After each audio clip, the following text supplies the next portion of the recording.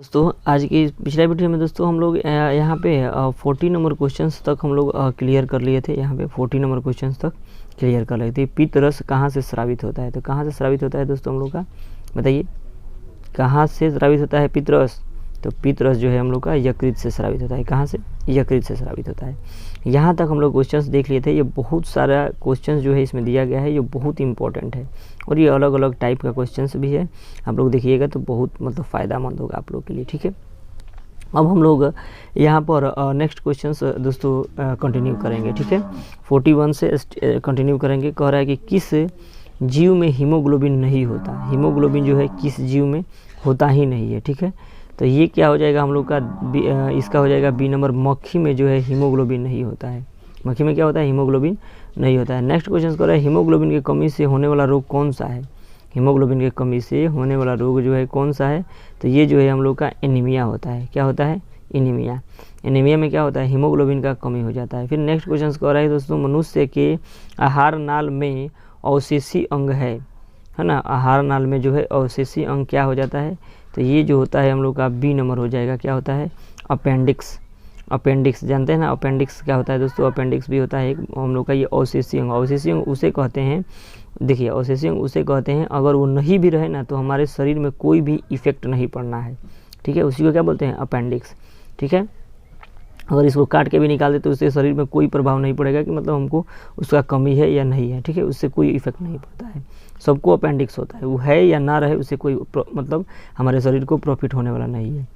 उसके बाद फिर हम लोग का नेक्स्ट क्वेश्चन कर रहा है कि निम्नलिखित में कौन ट्रिप्सिन एंजाइम का कार्य है। निम्नलिखित में कौन ट्रिप्सिन एंजाइम का कार्य है, तो 44 नंबर का हो जाएगा दोस्तों हम लोग का डी नंबर। इनमें से सभी जो है ट्रिप्सिन एंजाइम का कारण है।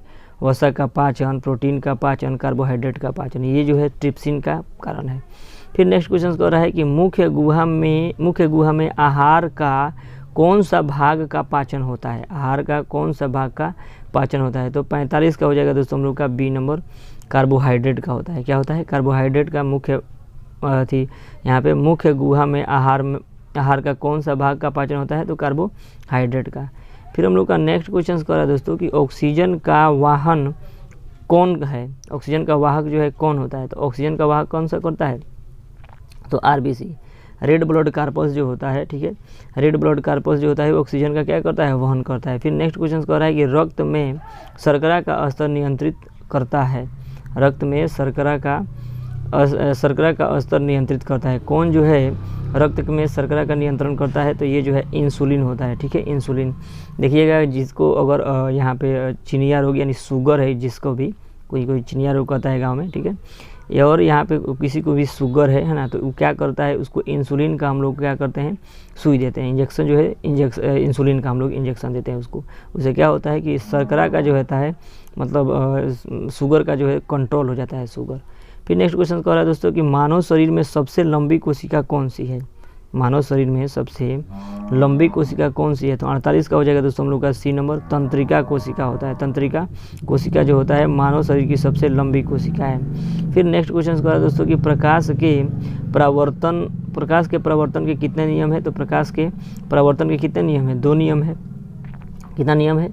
प्रवर्तन का कितना नियम है दोस्तों, तो 2 नियम है प्रकाश के प्रवर्तन का। फिर नेक्स्ट क्वेश्चन कर रहे हैं हम लोग का कि अवतल दर्पण के आवर्धन होता है। अवतल दर्पण का आवर्धन क्या होता है, सॉरी लेंस क्या होता है, लेंस कह रहा है ना, तो लेंस क्या होता है, तो लेंस जो होता है हम लोग का V/U होता है। देखिए इसको याद रखिएगा दोस्तों, ये बहुत आप लोगों को कन्फ्यूजन में डाल देगा। अगर अवतल लेंस पूछा है, ठीक है, अवतल लेंस पूछा है तो M यानी आवर्धन बराबर होता है V/U, जिसमें निगेटिव नहीं होता। अगर वही पूछेगा अवतल दर्पण, मतलब दर्पण का बात करेगा, ये लेंस का बात कर रहा है तो लेंस में माइनस नहीं होता है, लेकिन अगर दर्पण का बात करेगा तो माइनस का V/U होता है, माइनस का V/U होता है, ठीक है, समझ में आ रहा है ना। अगर लेंस होगा तो V/U हो जाएगा और दर्पण होगा, ठीक है, दर्पण होगा तो क्या होगा, माइनस का V/U। इसको याद रखिए दोस्तों, ये बहुत इंपॉर्टेंट है क्वेश्चन। फिर हम लोग का नेक्स्ट क्वेश्चन कर रहा है दोस्तों कि दर्पण का सूत्र सूत्र कौन सा होता है, तो 51 नंबर का हम लोग का हो जाएगा 1/V + 1/U। दोस्तों ये जो है गलत कर दिया है, यहाँ पे इक्वल रहना चाहिए, ठीक है, इक्वल रहना चाहिए।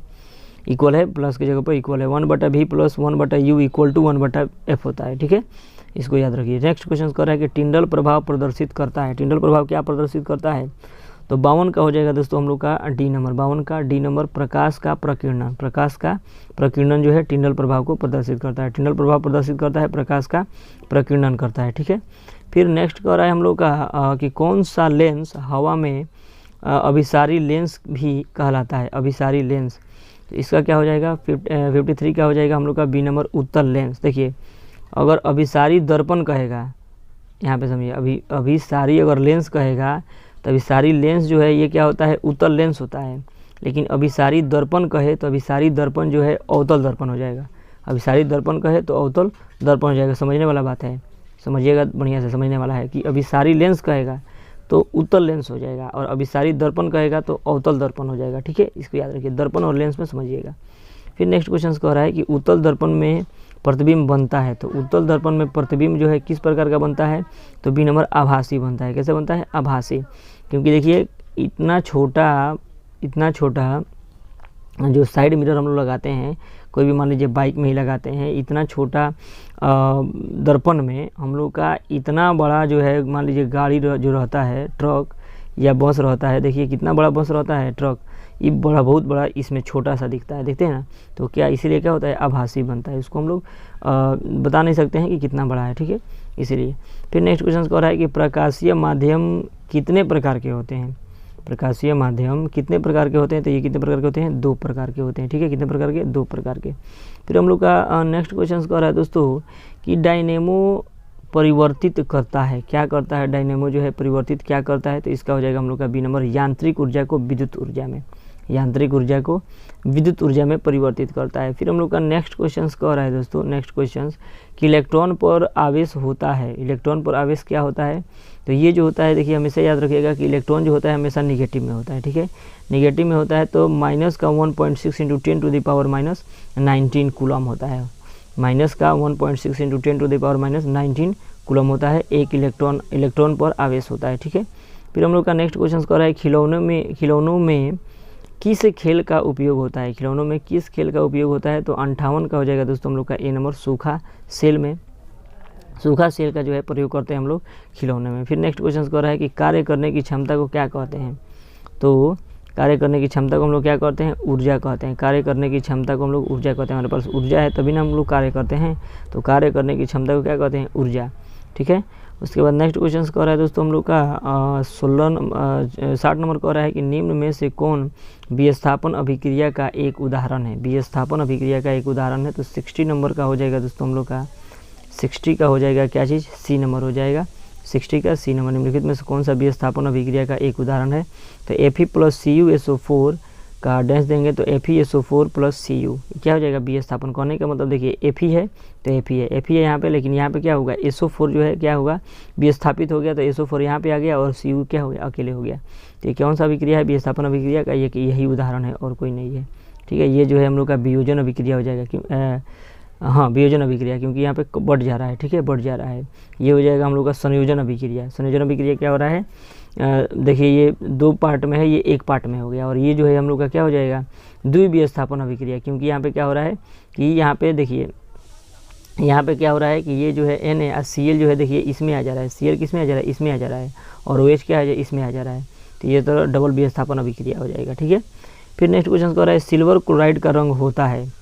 61 नंबर का, सिल्वर क्लोराइड का रंग होता है तो ये कैसा होता है? तो ये होता है श्वेत होता है। कैसा होता है?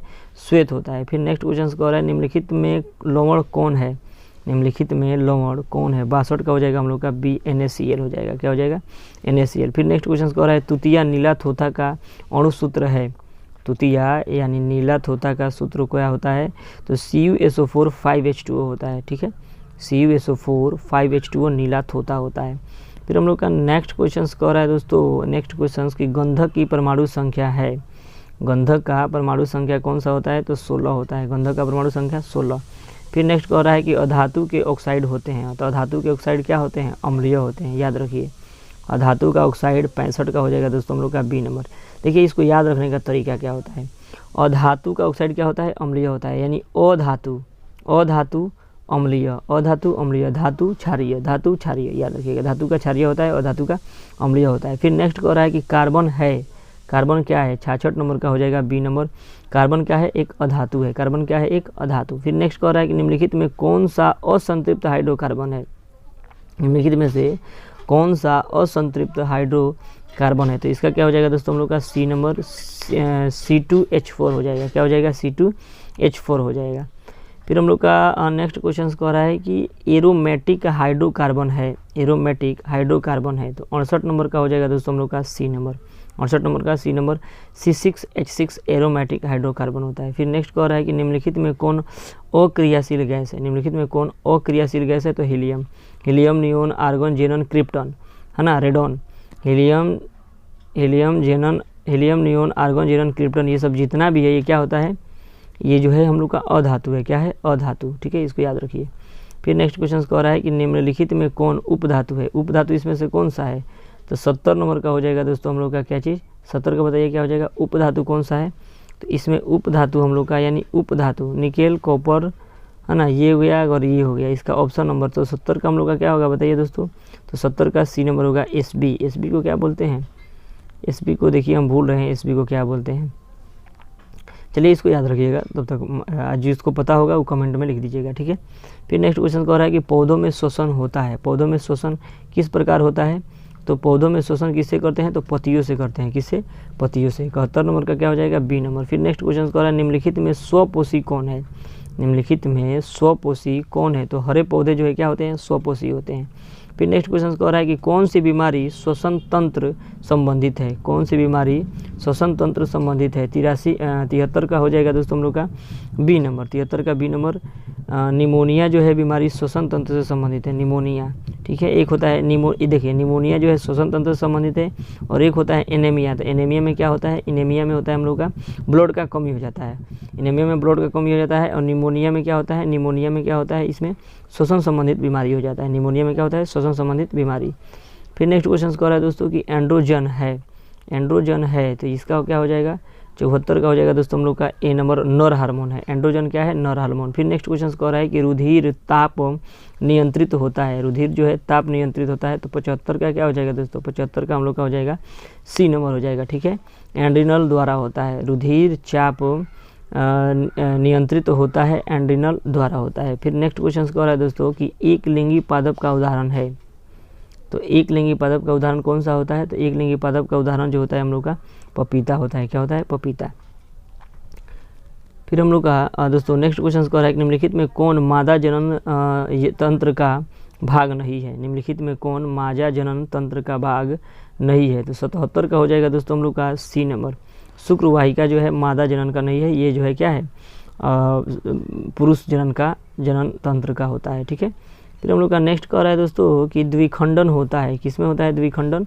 तो ये जो है द्विखंडन जो होता है दोस्तों हम लोग का 78 नंबर का हो जाएगा बी नंबर। ठीक है, अमीबा में होता है द्विखंडन जो होता है, किसमें होता है, अमीबा में। द्विखंडन किसमें होता है, अमीबा में होता है। और ये हम लोग का दोस्तों चैनल का नाम है ER अमृत स्टडी सेंटर, ये भी है और टेलीग्राम चैनल भी है, जाके जुड़ जाइएगा। ये PDF आप लोगों को फ्री में प्रोवाइड कर दिया जाएगा, ये PDF जो है आप लोगों को किसमें, फ्री में प्रोवाइड कर दिया जाएगा, इसको याद रखिए।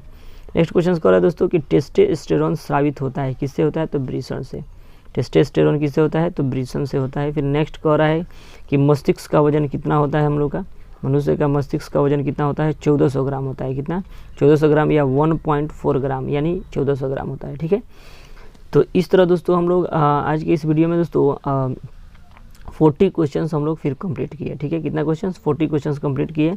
और दोस्तों आप लोग चैनल पे नए होंगे तो चैनल को सब्सक्राइब कर लीजिएगा, आप लोग के लिए बहुत चीज़ इस पे दोस्तों पढ़ाया जा रहा है, आप लोग इस पे जाके देख सकते हैं कि हाँ इसमें क्या क्या क्वेश्चंस पढ़ाए गए हैं। ठीक है, चलिए मिलते हैं नेक्स्ट वीडियो में दोस्तों। चैनल पर नए होंगे तो इसको सब्सक्राइब कर दीजिएगा और अपना प्यार इस चैनल पर बनाए रखिएगा, और लाइक ज़रूर करिए दोस्तों, और कमेंट में ज़रूर लिखिए कि कितना लाइक कम से कम दोस्तों इस वीडियो का टारगेट रखते हैं हम लोग 50 टारगेट रखते हैं कि कम से कम 50 लाइक हमको मिल जाए। ठीक है, कितना, 50 लाइक कम से कम मिल जाए दोस्तों। ठीक है, ज़्यादा से ज़्यादा भी कोई दिक्कत नहीं है। और कमेंट में लिखिए दोस्तों कि वीडियो कैसा लगा आप लोगों के लिए। चलिए मिलते हैं नेक्स्ट वीडियो में, तब तक के लिए जय हिंद।